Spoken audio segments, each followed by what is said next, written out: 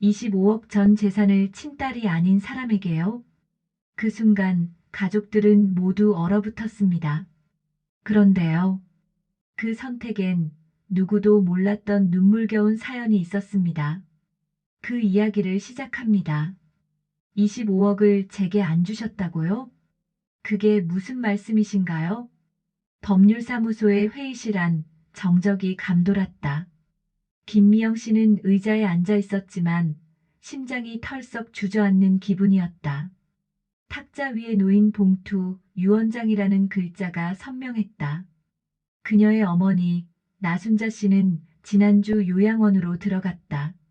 아무런 말도 없이 조용히 짐을 싸고 떠났다. 그 다음 날 변호사로부터 한 통의 연락이 왔다. 어머님께서 상속 관련해 남기신 말씀이 있습니다. 직접 확인하셔야 할 겁니다. 그렇게 도착한 이곳, 그리고 그곳에서 들은 말은 단 한 줄이었다. 어머니의 전 재산 25억 전액은 따님이 아닌 다른 사람에게 상속됩니다. 딸인 김미영 씨는 아무 말도 할 수 없었다. 머릿속이 새하얘졌고 숨이 막혔다. 아니 어떻게 왜? 평생 혼자 자신을 키워준 어머니였다. 엄마가 얼마나 고생하며 살아오셨는지 누구보다 잘 안다. 어릴 적 아버지는 집을 나갔고 어머니는 혼자 식당 일을 하며 딸 하나 바라보고 살았다. 세상 누구보다 강한 사람이었고 누구보다 따뜻한 엄마였다. 그런데 왜 단 한마디 상의도 없이 전 재산을 남에게 넘기신 걸까? 그것도 친딸이 아닌 사람에게. 미영 씨는 떨리는 목소리로 변호사에게 물었다. 그 사람이 누구죠? 변호사는 대답 대신 조용히 사진 한 장을 건넸다. 사진 속에는 익숙하면서도 낯선 한 남자가 있었다. 옆에는 환하게 웃고 있는 어머니의 얼굴이 담겨 있었다. 이 사람은 누군데요? 변호사는 조심스럽게 입을 열었다. 어머님께서 3년 전부터 이분과 함께 시간을 보내셨습니다. 간병인도 아니고 가족도 아닙니다. 그저 어머님이 마음을 주신 분입니다. 어머님 표현으로는 내 진짜 아들 같은 사람이라 하셨습니다. 미영 씨는 그 순간 숨이 막혔다. 배신감, 서운함, 억울한 복잡한 감정이 한꺼번에 밀려왔다. 내가 뭔데 내 엄마가 왜 그 사람한테? 눈물마저 나지 않았다. 그저 멍했다. 어머니는 그날도 아무 말 없이 떠났다. 요양원으로 들어가겠다는 말 외에는 단 한 줄의 설명도 없이. 그런데 미영 씨는 어렴풋이 떠올렸다. 2년 전 설날 어머니가 조용히 했던 말. 미영아, 요즘은 내가 참 바쁘지 몸은 괜찮고? 시간 괜찮으면 엄마랑 밥 한 끼 하자. 그냥 얼굴 보고 싶어서. 그땐 대수롭지 않게 넘겼다. 일이 너무 많았고 정신이 없었다. 다음에요, 엄마. 이번 주는 너무 바빠서. 그렇게 다음은 몇 달이 되었고 결국 몇 년이 되었다. 그 사이 어머니 곁엔 다른 누군가가 있었다. 그 사람은 어머니의 말동무가 되어 주었고 병원에 함께 가주었고 명절에도 찾아와 밥을 같이 먹었다고 한다. 미영 씨는 입술을 꾹 깨물었다. 내가 너무 무심했나? 엄마는 외로우셨나? 그제야 눈물이 터졌다. 감정은 울분에서 후회로 바뀌었다. 어머니는 그토록 강한 사람이었지만 어쩌면 누구보다도 외로웠을지 모른다. 딸이라는 이름만으로 나는 그 모든 걸 당연하게 여겼던 걸까? 그리고 그 빈자리를 누군가가 채워주었고 어머니는 그 사람을 가족이라 여겼다. 정말 그 사람이 남이었을까? 아니면 내가 남이었던 걸까? 유언장 봉투 위에 어머니의 이름이 선명했다. 김미영 씨는 떨리는 손으로 그 봉투를 들었다. 그 안에는 상속 서류와 함께 또 하나의 종이가 있었다. 어머니의 자필 편지. 미영아, 이 편지를 내가 읽을 때쯤이면 나는 아마 요양원에 있을 거야. 혹시 마음이 많이 상했니? 미안하다. 하지만 이건 꼭 내 마음을 담아 전하고 싶었단다. 그 순간 그녀의 눈에 눈물이 고였다. 아직 모든 이야기가 끝난 건 아니었다. 어머니는 마지막까지 말하지 못한 이야기를 한 장의 편지에 담아두었던 것이다. 나순자 할머니의 삶은 그야말로 전쟁 같았다. 남편 없이 아이 하나를 키우며 살아온 지난 수십 년의 시간. 그녀는 누구보다 강했고 누구보다 지쳤으며 그럼에도 단 한 번도 힘들다는 말을 하지 않았다. 김미영 씨는 그런 어머니가 항상 든든했다. 하지만 그것이 그녀의 가장 큰 오해였다. 순자 씨, 오늘도 일찍 나오셨네요. 에이, 새벽 바람 쐬는 게 좋아서요. 할머니는 동네에서 조그마한 반찬 가게를 했다. 혼자 지내는 노인들이 많았기에 동네 어르신들이 자주 찾는 곳이었다. 하루에 몇만 원 남지 않는 수입이었지만 그녀는 만족했다. 누군가에게 따뜻한 밥 한 끼를 줄 수 있다는 사실이 그녀에겐 행복이었다. 그리고 3년 전 어느 겨울, 한 남자가 반찬 가게 앞에 서 있었다. 그는 조용히 말했다. 여기서 일 도와드릴 수 있을까요? 그의 이름은 정윤숙. 30대 중반의 청년. 특별한 직업도 가족도 없어 보였다. 그저 어딘가 외로워 보이는 사람이었다. 처음엔 순자 할머니도 경계했다. 세상에 좋은 사람보다 나쁜 사람이 더 많다는 걸. 그녀는 오랫동안 살아오며 체득했기에.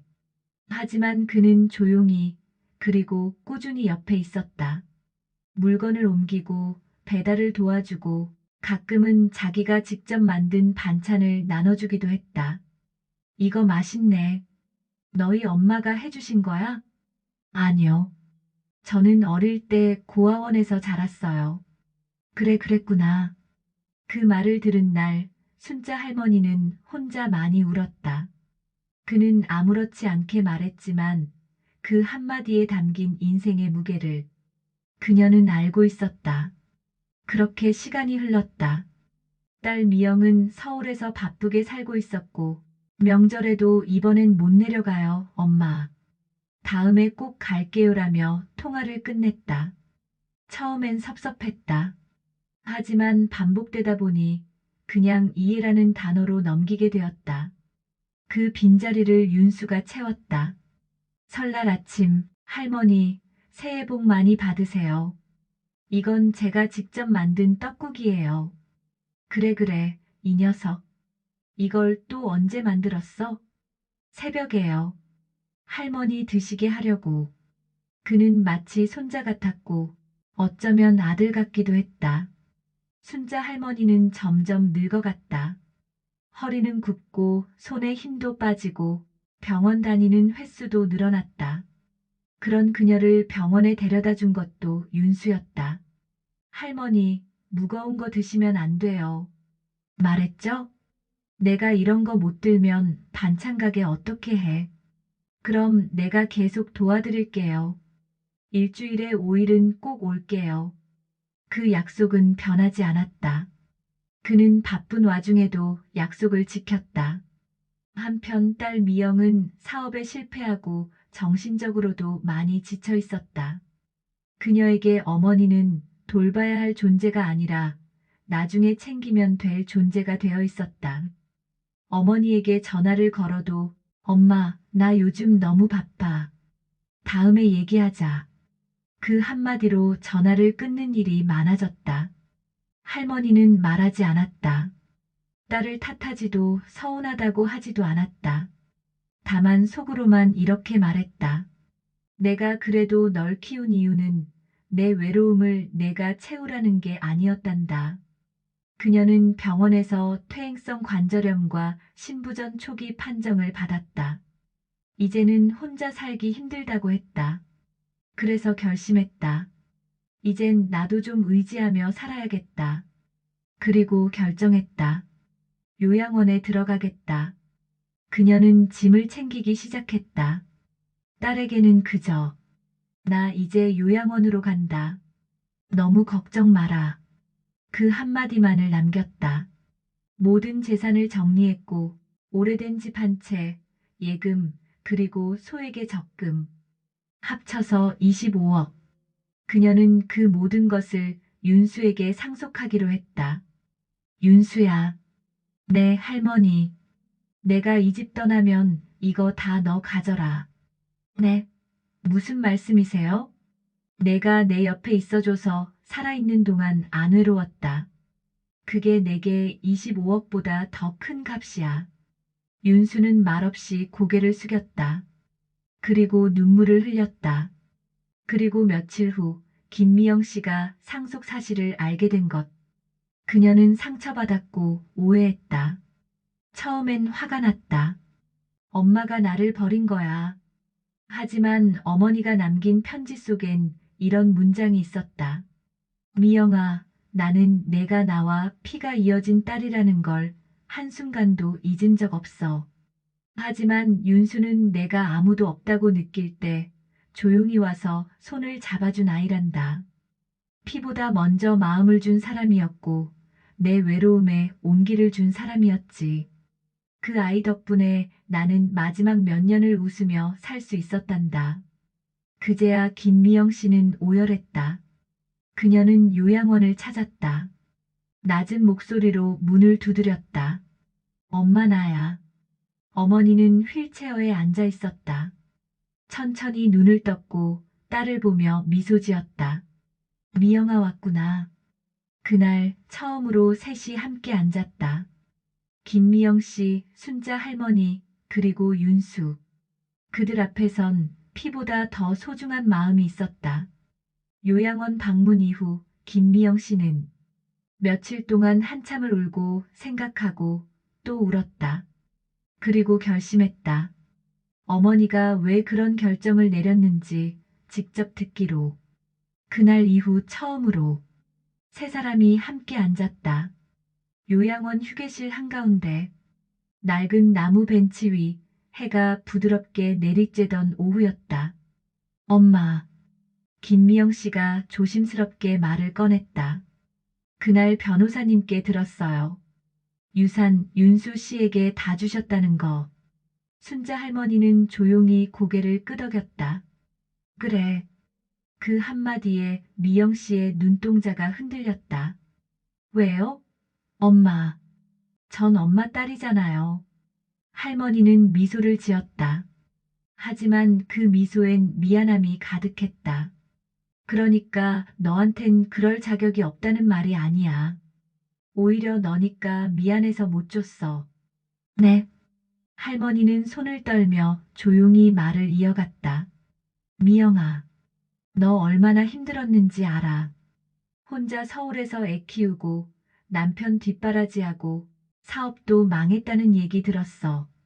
그래서 내게 짐이 되고 싶지 않았어. 그럼 말이라도 해줬어야죠, 엄마. 전 그냥 엄마가 날 버린 줄 알았어요. 순자 할머니는 고개를 숙였다. 그리고 잠시 침묵이 흘렀다. 그 순간 옆에 앉아있던 윤수가 나직이 말했다. 미영 씨 할머니가 매일 일기 쓰셨어요. 네. 그 안에 딸 이야기만 가득했어요. 그는 가방에서 낡은 노트 하나를 꺼냈다. 표지에는 딸 미영에게라는 글씨가 적혀 있었다. 김미영 씨는 조심스럽게 첫 장을 펼쳤다. 오늘도 미영이는 바쁘단다.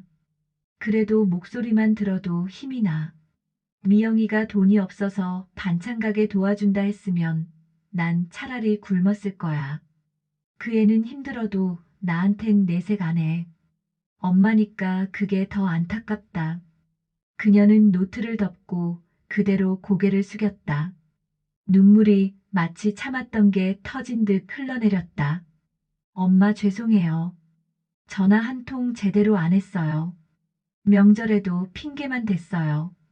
순자 할머니는 그런 딸의 손을 잡았다. 엄마는 너를 탓한 적 한 번도 없어. 엄마가 선택한 거야. 그저 내 말 들어줄 누군가가 필요했을 뿐이야.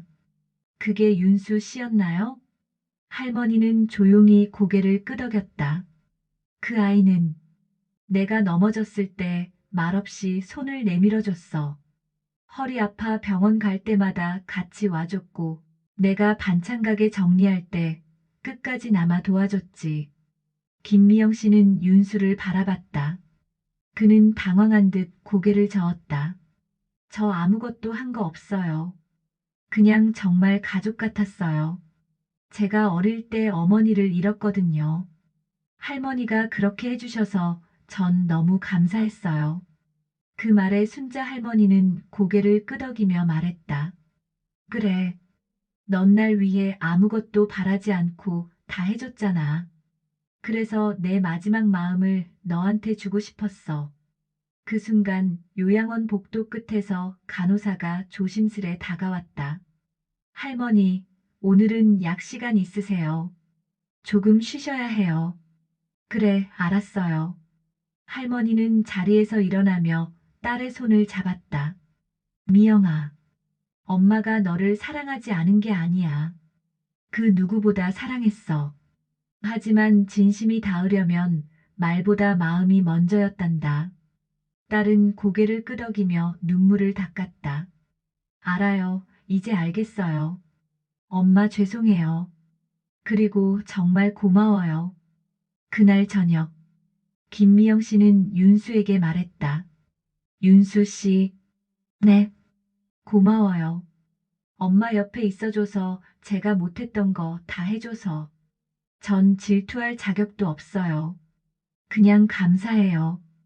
윤수는 놀라 고개를 저었다. 아니요, 전 그냥 할머니한테 더 큰 걸 받았어요. 무엇을요? 가족이라는 단어요. 그날 밤 김미영 씨는 엄마의 침대 옆에 앉아 그녀의 손을 꼭 잡았다. 엄마, 앞으로는 저도 자주 올게요. 이제 안 외롭게 해드릴게요. 순자 할머니는 흐릿한 눈동자로 딸을 바라보며 작게 웃었다. 그래, 그거면 됐다. 마지막 유언장 편지 낭독. 김미영 씨는 유언장 마지막 페이지를 펼쳤다. 거기엔 이렇게 적혀 있었다. 내 전 재산 25억은 정윤수에게 줍니다. 그는 내 피는 아니었지만 내 심장과 같이 살아준 아이였습니다. 그리고 미영아, 너는 나에게 자랑스러운 딸이었단다. 가진 걸 다 주지 못해 미안하지만 내 사랑은 끝까지 너와 함께란다. 이 한 줄로 세 사람은 울었다. 가슴 깊은 곳에서 울었다. 그리고 서로를 바라봤다. 이제는 더 이상 남이 아니었다. 그날 이후 세 사람의 관계는 조금씩 아주 조금씩 변해갔다. 거절하고 울고 억울해하던 감정은 이해하고 받아들이고 사랑하는 감정으로 바뀌었다. 그 변화는 거창하지 않았다. 하지만 분명히 따뜻했다. 김미영 씨는 주 2회 요양원을 찾았다. 출장 중에는 전화라도 꼭 걸었다. 엄마, 오늘은 어떤 반찬 드셨어요? 윤수 씨는 잘 있죠? 다음 주엔 애들도 데려올게요. 그 목소리엔 어느새 예전의 무심함은 사라지고 아주 작은 배려와 애틋함이 깃들어 있었다. 윤수는 여전히 조용한 사람이었다. 하지만 그는 요양원에 거의 매일 들렀고 할머니를 바래다 주고 책을 읽어드리고 가끔은 노래도 불러줬다. 그 모습을 지켜보던 요양원 간호사들은 처음엔 두 사람을 진짜 모자인 줄 알았다고 했다. 가족 아니에요? 아니요, 마음으로 맺어진 가족이에요. 그 대답에 간호사들은 고개를 끄덕였다. 그 누구보다 자연스럽고 따뜻한 모습이었으니까. 그렇게 가을이 지나고 겨울이 왔다. 순자 할머니의 건강은 예전보다 좋아졌다. 의사는 말했다. 정신 건강이 신체에 큰 영향을 줍니다. 요즘 많이 웃으시죠? 그 말에 윤수는 웃었고 할머니도 함께 웃었다. 덕분이에요. 내 곁에 가족이 생겼거든요. 어느 날 김미영 씨가 아이들을 데리고 요양원을 찾았다. 할머니, 손녀가 문을 열자마자 달려들었다. 순자 할머니는 휠체어에서 팔을 벌렸다. 우리 강이 왔구나. 많이 컸네. 그리고 손자를 안아 올리며 말했다. 우리 미영이도 저런 나이였을 때가 있었는데. 그 말에 미영 씨는 쑥스러운 듯 웃으며 말했다. 엄마, 그땐 저도 이렇게 귀여웠나요? 아니, 더 말 안 들었지. 에이. 세 사람은 함께 웃었다. 그리고 그 웃음은 아이들에게도 전해졌다. 그날 저녁 김미영 씨는 윤수에게 조용히 물었다. 윤수 씨, 네. 엄마가 유산 물려준다고 했을 때 솔직히 어땠어요? 윤수는 잠시 생각하다가 말했다. 처음엔 믿기지 않았어요. 그리고 사실 부담스러웠어요. 그 돈을 받아도 되는 자격이 있는지도 모르겠고. 그래도 받았잖아요. 네, 받았어요. 하지만 그 돈은 제 이름이 아니라 할머니와 제가 함께 만든 추억의 가치라고 생각해요. 어쩌면 살아있는 동안 주신 사랑의 형태일지도요. 그 대답에 김미영 씨는 고개를 끄덕였다. 고마워요. 엄마가 혼자가 아니었다는 게 이제는 고맙네요. 그 해 크리스마스, 요양원에서는 작은 파티가 열렸다. 가족들이 다 모여 조촐하게 케이크를 자르고 캐롤을 틀고 선물을 나눴다. 순자 할머니는 그날 눈물까지 흘리며 말했다. 내가 이렇게 복이 많은 줄 몰랐어. 피도 안 섞였던 윤수가 내 손을 잡아줬고 바쁘단 이유로 멀어졌던 내 딸이 이렇게 다시 내 곁에 와줘서 그 말에 모두가 눈시울을 붉혔다. 연말 김미영 씨는 작은 제안을 했다. 엄마, 집에 가요. 요양원도 좋지만 이제 제가 엄마 돌볼 수 있어요. 순자 할머니는 놀랐고 고개를 저었다. 괜찮다, 미영아. 너도 내 삶이 있잖니. 나는 여기서도 괜찮아. 하지만 미영 씨는 단호했다. 엄마, 저도 이젠 엄마한테 뭔가 해드리고 싶어요. 이제야 그게 얼마나 소중한 기회인지 알았거든요. 그리고 그로부터 한 달 뒤, 할머니는 요양원을 나와 딸의 집에서 함께 살게 되었다. 윤수는 근처 자취방으로 옮겼고, 주말마다 밥을 먹으러 찾아왔다. 그 풍경은 누구보다 따뜻했다. 혈연이 아닌 마음으로 맺어진 가족. 진짜 가족의 모습이었다. 몇 달 뒤 순자 할머니의 생신날. 온 가족이 모였다. 손주들은 생일 축하 노래를 부르고 김미영 씨는 직접 만든 미역국을 내왔다. 그리고 윤수는 작은 선물을 건넸다. 할머니, 이거. 포장지를 풀자 사진이 들어있는 액자가 나왔다. 요양원에서 세 사람이 함께 찍은 사진이었다. 할머니는 조용히 그 액자를 안고 눈물을 흘렸다. 이건 내가 살아있는 동안 받은 최고의 선물이야. 누군가는 말했다. 가족은 피로 맺어지는 게 아니야. 진심으로 서로를 바라보는 사람, 마음으로 함께 울어준 사람, 그게 가족이지. 순자 할머니에게 있어 윤수는 아들이었다. 그리고 김미영 씨에게 윤수는 어머니의 마지막 시간을 함께 지켜준 감사의 존재였다. 시간이 흘러 또다시 봄이 왔다. 아이들은 뛰놀고 집엔 따뜻한 국물 냄새가 퍼졌다. 그리고 그 중심에는 한때 외로웠던 노년의 할머니가 이제는 웃고 있는 모습으로 앉아 있었다. 그녀는 생각했다. 내 마지막 선택은 후회 없는 선택이었다. 긴 이야기 끝까지 함께 해주셔서 감사합니다. 어쩌면 이 이야기는 누군가에게는 그저 상속 이야기로 보일지 모릅니다. 하지만 조금만 마음을 열고 들여다보면 그 안엔 가족이라는 단어에 담긴 복잡한 감정들이 고스란히 담겨 있습니다. 부담, 외로움, 후회, 고마움, 그리고 사랑. 세상에서 가장 가까운 사이면서 가장 멀게 느껴질 수 있는 관계, 그게 바로 가족 아닐까요? 혹시 여러분도 그동안 연락하지 못한 가족이 있으신가요? 그저 나중에 연락하지 뭐, 이번 명절은 쉬고 다음에 보자. 그렇게 넘겼던 적 있으신가요? 하지만 그 다음은 어쩌면 영영 오지 않을 수도 있습니다. 그 한 통의 전화, 그 한 번의 방문이 누군가의 외로운 하루를 따뜻하게 바꿀 수 있다는 것. 이번 이야기를 통해 그 소중한 사실을 다시 한번 느껴보셨기를 바랍니다. 그리고 여러분께 작은 질문 하나 드려보고 싶어요. 여러분에게 가족은 어떤 존재인가요? 피로 맺어진 관계만이 가족일까요? 아니면 힘들 때 곁에 있어주고 말없이 손을 잡아주며 마음을 먼저 나누는 사람, 그런 사람이 가족 아닐까요? 이 이야기가 마음에 닿으셨다면 지금 좋아요와 구독 버튼 한번 눌러주실 수 있을까요?